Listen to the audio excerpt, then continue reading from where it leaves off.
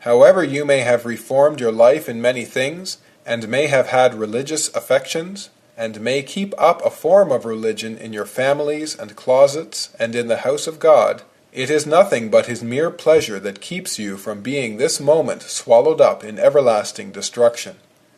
However unconvinced you may now be of the truth of what you hear, by and by you will be fully convinced of it. Those that are gone from being in the like circumstances with you see that it was so with them, for destruction came suddenly upon most of them, when they expected nothing of it, and while they were saying, "Peace and safety."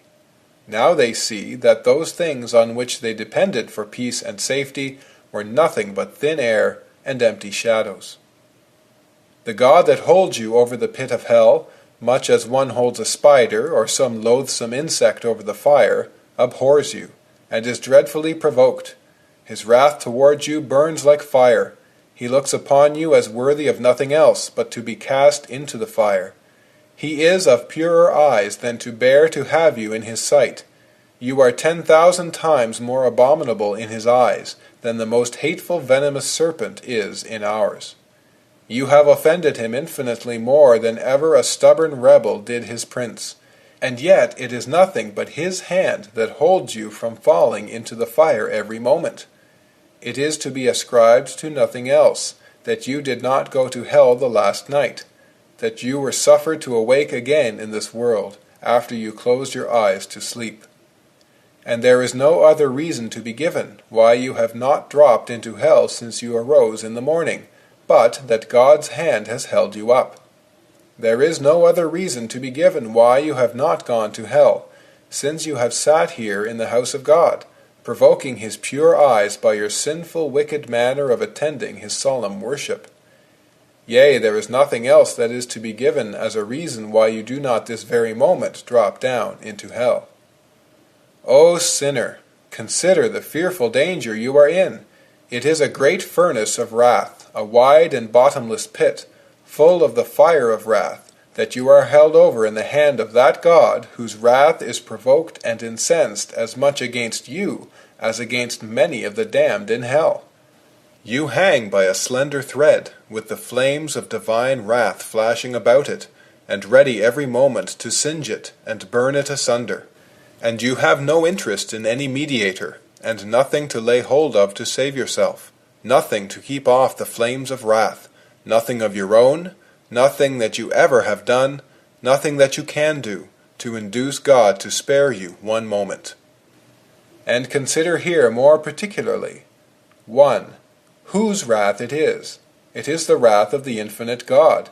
If it were only the wrath of man, though it were of the most potent prince, it would be comparatively little to be regarded. The wrath of kings is very much dreaded, especially of absolute monarchs who have the possessions and lives of their subjects wholly in their power, to be disposed of at their mere will. Proverbs chapter 20, verse 2, "The fear of a king is as the roaring of a lion. Whoso provoketh him to anger sinneth against his own soul." The subject that very much enrages an arbitrary prince is liable to suffer the most extreme torments that human art can invent, or human power can inflict. But the greatest earthly potentates, in their greatest majesty and strength, and when clothed in their greatest terrors, are but feeble, despicable worms of the dust, in comparison of the great and mighty Creator and King of heaven and earth. It is but little that they can do when most enraged, and when they have exerted the utmost of their fury. All the kings of the earth before God are as grasshoppers. They are nothing, and less than nothing. Both their love and their hatred is to be despised.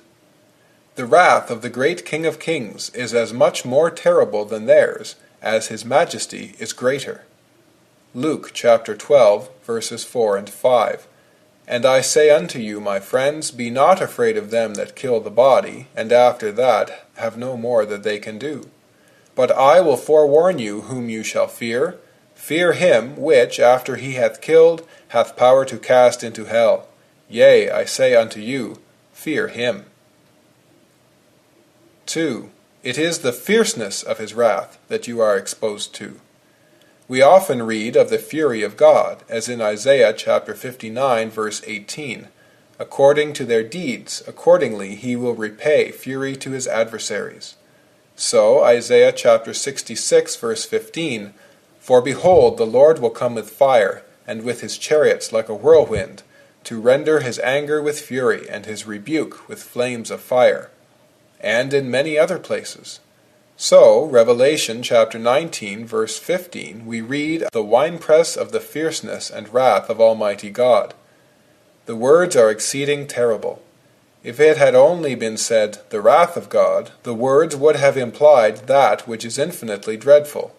But it is the fierceness and wrath of God, the fury of God, the fierceness of Jehovah. Oh, how dreadful that must be! Who can utter or conceive what such expressions carry in them?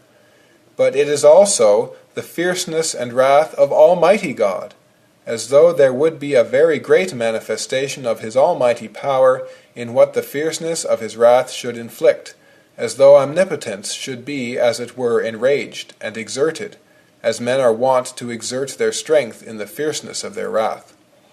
Oh, then what will be the consequence? What will become of the poor worms that shall suffer it? Whose hands can be strong, and whose heart can endure? To what a dreadful, inexpressible, inconceivable depth of misery must the poor creature be sunk who shall be the subject of this.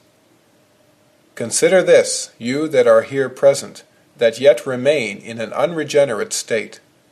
That God will execute the fierceness of his anger implies that he will inflict wrath without any pity. When God beholds the ineffable extremity of your case, and sees your torment to be so vastly disproportioned to your strength, and sees how your poor soul is crushed, and sinks down, as it were, into an infinite gloom, he will have no compassion upon you,